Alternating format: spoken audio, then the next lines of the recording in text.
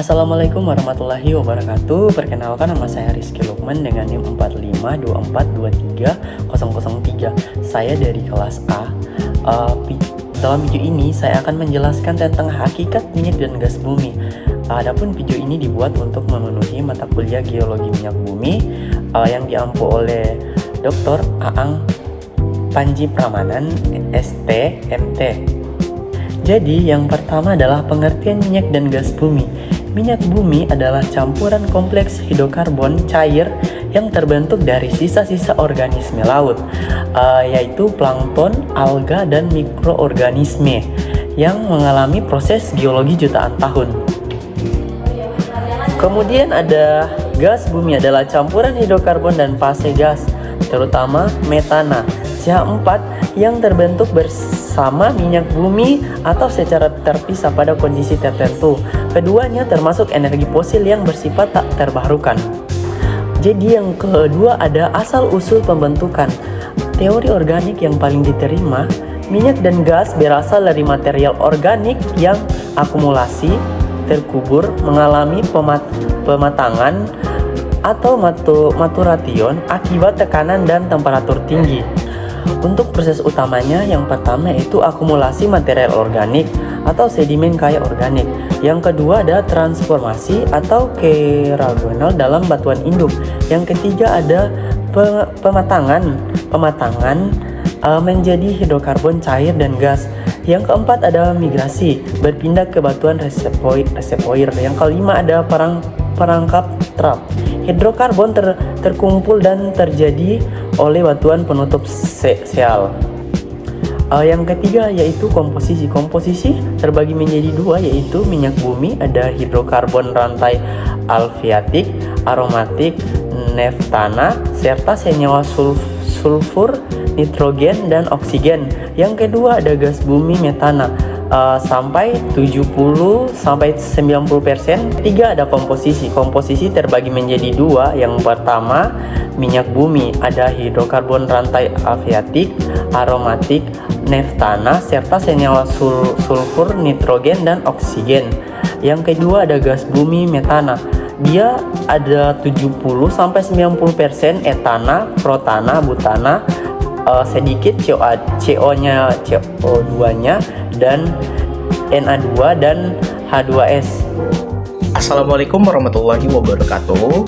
Perkenalkan, nama saya Diki Rahmansyah dari kelas A dengan NIM 4524230039, Prodi S1 Teknik Geologi Angkatan 2023 semester 5.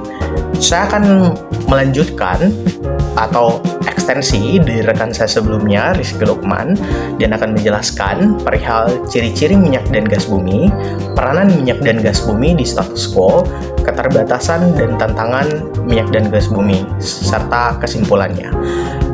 Pertama, kita akan masuk dalam membahas ciri-ciri minyak dan gas bumi. Saya akan bagi dalam dua layer besar. Pertama adalah ciri dari minyak bumi itu sendiri. Minyak bumi, sebagaimana yang kita semua tahu, warnanya itu dari coklat kehitaman sampai hijau kekuningan. Tapi yang kedua, ciri dari bentuknya ialah berbentuk cair dan sangat mudah terbakar serta menghasilkan energi yang besar. Kedua adalah ciri dari gas bumi. Gas bumi sebagaimana bentuk gas pada umumnya, ini tidak berwarna dan juga tidak berbau. Adapun beberapa gas yang berbau, itu baunya berasal dari zat tambahan odoran yang diberikan pada saat proses eksplorasi ataupun proses penambangan gas bumi itu sendiri.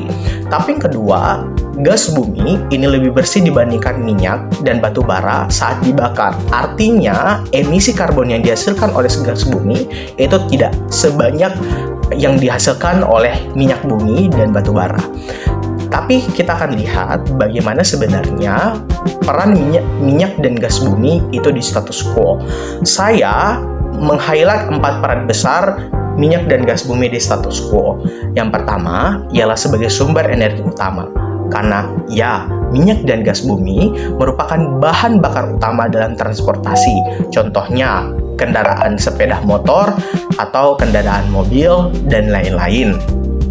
Tapi yang selanjutnya, ini juga sumber energi untuk pembangkit listrik dan juga industri.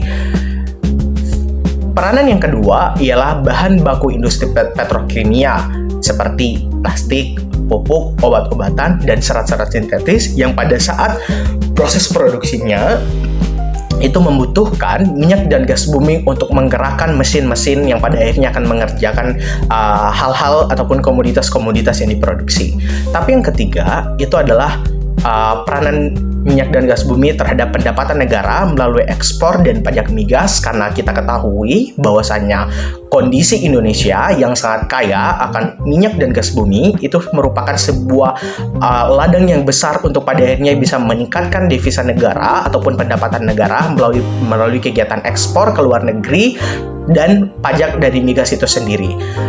Peran yang keempat ialah penunjang pembangunan nasional seperti listrik, transportasi, dan infrastruktur. Keterbatasan dan tantangannya itu juga ada 4 poin. Yang pertama, ini tidak terbarukan karena ya cadangannya terbatas. Tapi yang kedua, dampak lingkungannya seperti polusi udara yang dihasilkan, CO2, NOx, SO2, tumpahan minyak yang pada akhirnya akan mempengaruhi pencemaran lingkungan di sekitarnya, serta perubahan iklim karena proses eksplorasi dan eksploitasinya. Tapi yang ketiga, itu adalah ketergantungan energi yang tinggi terhadap migas, maka ini pada akhirnya akan menciptakan ataupun riskan terhadap krisis energi. Dan yang keempat adalah transisi energi yang pada akhirnya perlu untuk diverifikasi dengan energi terbarukan. Kesimpulannya bahwa minyak dan gas bumi merupakan energi fosil yang penting dan terbentuk dari proses geologi yang kompleks selama jutaan tahun, tetapi juga memiliki peran yang penting bagi kehidupan manusia dan ekonomi pembangunan, meskipun pada akhirnya cadangan terbatas sehingga perlu terhadap pengelolaan yang bijak serta pengembangan energi alternatif. Sekian dari saya. Wabillahi taufiq wal hidayah. Wassalamualaikum warahmatullahi wabarakatuh.